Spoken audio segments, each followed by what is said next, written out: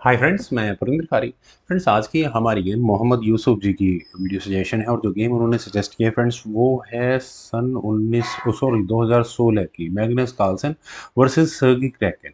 चलिए शुरू करते हैं इस मैराथन गेम जिसमें अगर देखा जाए तो एंड गेम बहुत कमाल की है। E4 के साथ यहाँ मैग्नस कार्लसन का पहला मूव आया, सर्गी का रिप्लाई E5 का आया, नाइट F3 हुआ, नाइट C6 बिशप B5 रोई Lopez, night F6 D3 bishop C5 then C3, इसके बाद कैसल ब्लैक का आया, बिशप G5 H6 हटाओ बिशप को, बिशप गया H4 स्क्वायर पर, देन बिशप E7 और इसके बाद कैसल वाइट का आ गया है, D6 हुआ और हाँ बिल्कुल पिन करने के पूरे पूरे चांसेस हैं, लेकिन knight B goes to D2, problem sorted out,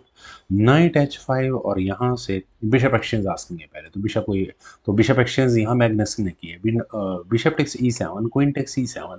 night C4, knight C4 square पर क्या करने गया मुझे बताने की जरूरत नहीं है। वैसे क्यों नहीं है, इस एच पॉन को आगे पुश कर दिया था, अच्छा वो नाइट ले लेते ना उसके बाद।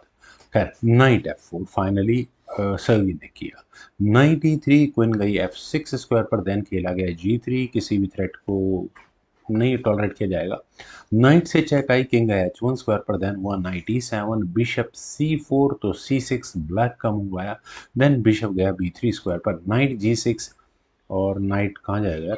चलिए देखते हैं कहाँ जाएगा। वेल क्वीन गई E2 स्क्वायर पर, A5 खेला गया तो A4 कार्लसन ने किया, बिशप आया E6 स्क्वायर पर, बिशप एक्सचेंज आस्किंग है जिसे कार्लसन ने एक्सेप्ट किया, bishop takes E6, F takes E6 और जिस तरह का ये मिडिल गेम निकला है दोनों ही खिलाड़ी मुझे लगता है कि बिल्कुल अपने अपने पोटेंशियल चांसेस ढूंढ रहे हैं कौन बेनिफिट में जा सकता है, लेकिन ज़्यादा दोनों खिलाड़ी एक दूसरे को चांसेस दे नहीं रहे हैं। नाइट D2 देन खेला गया D5 तो क्वीन गई H5 स्क्वायर पर और आपको पहले अपने नाइट को हटाना होगा, नाइट गया G5 स्क्वायर पर, देन खेला गया H4, हटाओ दोबारा इस नाइट को F3 स्क्वायर पर, फाइनली एक नाइट लैंड किया, नाइट एक्सचेंज आस्किंग है, knight takes F3, queen takes F3 check के साथ क्वीन एक्सचेंज हुई, क्वीन टेक्स F3 देन हुआ रुक टेक्स F3, किंग गया G2 स्क्वायर पर, रुक पर अटैक बना और रुक गया F7 स्क्वायर पर और फाइनली मैं कह सकता हूँ कि यहाँ से रुक डबल रुक नाइट एंड गेम स्टार्ट हो चुकी है। Rook at F goes to E1 then हुआ H5, night F1 then king आया F8 स्क्वायर पर तो नाइट D2।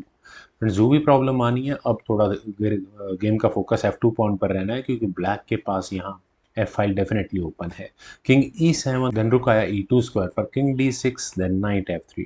रुक अटैक गोज टू F8 और यहाँ नाइट पर अटैक है, तो ये नाइट गया G5 स्क्वायर पर, वापस पहले रुक पर अटैक बना, रुक गया E7 स्क्वायर पर, बिल्कुल मैं कहूँगा एंड गेम के लिहाज से दोनों खिलाड़ी की पीस प्लेसमेंट बहुत परफेक्ट है, रुक E1 देन रुक E8, दोनों ही खिलाड़ी E5 में अपने अपने रुक्स की बैटरी लगाकर बैठे हुए हैं, नाइट गया F3 स्क्वायर पर, देन नाइट H8 और यहाँ से नाइट किस तरह से शफल हुआ, आई थिंक सर्गी का नाइट उतना फ्रीली मूव नहीं कर पा रहा है जितना उसे करना चाहिए। D4 फाइनली खेला गया, E takes D4, knight takes D4, Carlsen के नाइट में यही बेनिफिट है कि वो पूरे गेम में बहुत शानदार तरीके से इधर उधर जा रहा है। खैर G6 खेला गया, देन हुआ रुक E3, नाइट F7 और क्या लगता है नाइट आएगा, एग्जैक्टली आएगा भाई, ई पॉन आगे पुश कर दो, E5 चेक, किंग गया D7 स्क्वायर पर, देन हुआ रुक F3 तो नाइट H6 और यहाँ से इस नाइट के लिए दो आउटपोस्ट एटलीस्ट मुझे दोनों ही अच्छी लग रही हैं, रुक F6 और नाइट नहीं रुक, अच्छा G7 उसमें G6 पॉन पर अटैक तो रुक आया G7 स्क्वायर पर, देन खेला गया B4, A takes B4, C takes B4 और मैं फिर दोबारा वही कहूँगा नाइट G4 मुझे बेटर ऑप्शन लगती है, लेकिन ये नाइट वापस G8 स्क्वायर पर गया और यहाँ रुक पर तो यार G4 स्क्वायर से भी अटैक बन जाता, रुक आया F3 स्क्वायर पर, देन खेला गया नाइट H6, नाइट आया वहाँ पर, A5 खेला गया, नाइट F5, चलिए G4 ना स्क्वायर ना सही, F5 स्क्वायर सही, नाइट गया B3 स्क्वायर पर, king C7 then night C5, क्या यहाँ पॉन के साथ नहीं कुछ इशू नहीं होने वाला, किंग आया B8 स्क्वायर पर, देन रुक B1, किंग A7, रुक D3, रुक C7, रुक A3, देन नाइट गया D4 स्क्वायर पर, तो रुक D1 हटाओ नाइट को, नाइट वापस चला गया F5 स्क्वायर पर, देन खेला गया king H3, night H6 then F3, आप अपने नाइट को ऐसे स्क्वायर पर लाने सोचो ही मत, रुक F7 पॉन पर कोई इशू नहीं है, तो वाइट ने यानी कार्लसन ने अपने रुक को लिया D4 स्क्वायर पर, देन नाइट F5 वापस रुक पर अटैक बना, रुक गया D2 स्क्वायर पर, देन रुक H7, क्या होगा यहाँ से जी पॉन को आगे पुश करने के चांसेस देखे जा सकते हैं, आई डोंट थिंक सो। खैर रुक B3 और हाँ, कार्लसन ज़रूर यहाँ अपने इस बी पॉन को आगे पुश करेगा। देखिए,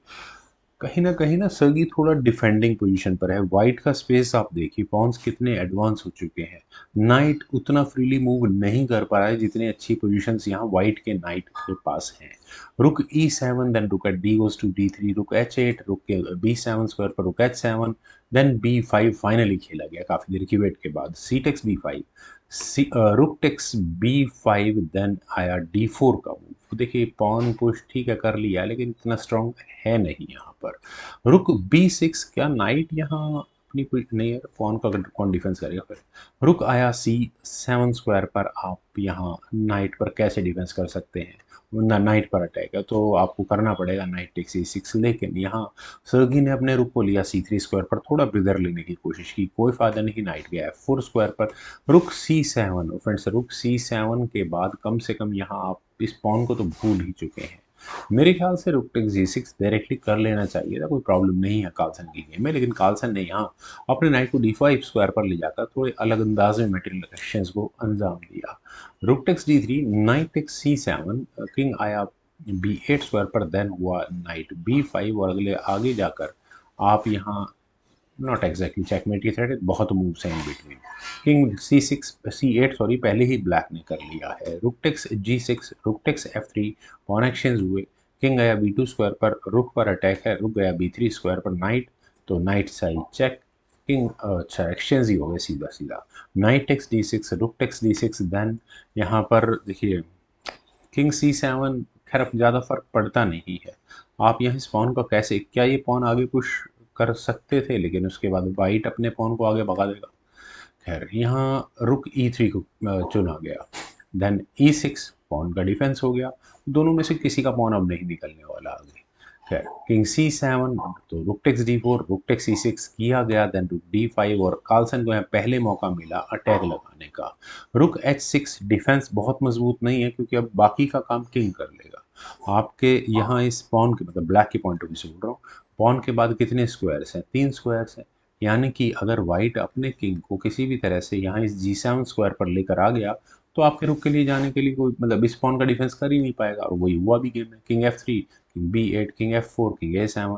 किंग G5, देन रुक पर अटैक H8 स्क्वायर पर गया, देन फाइनल मूव था यहाँ मैग्नस कार्लसन का किंग F6, और यहाँ फाइनली इस मूव के बाद सर्गी को रिजाइन करना पड़ेगा। उम्मीद है फ्रेंड्स काफ़ी लंबी मैराथन एंड गेम आप लोगों को जरूर पसंद आई होगी, तो आप लोग वीडियो को लाइक शेयर, यूट्यूब चैनल को प्लीज सब्सक्राइब जरूर करें। कमेंट सेक्शन का मुझे बेहद इंतजार रहेगा। Thank you for watching and bye for now.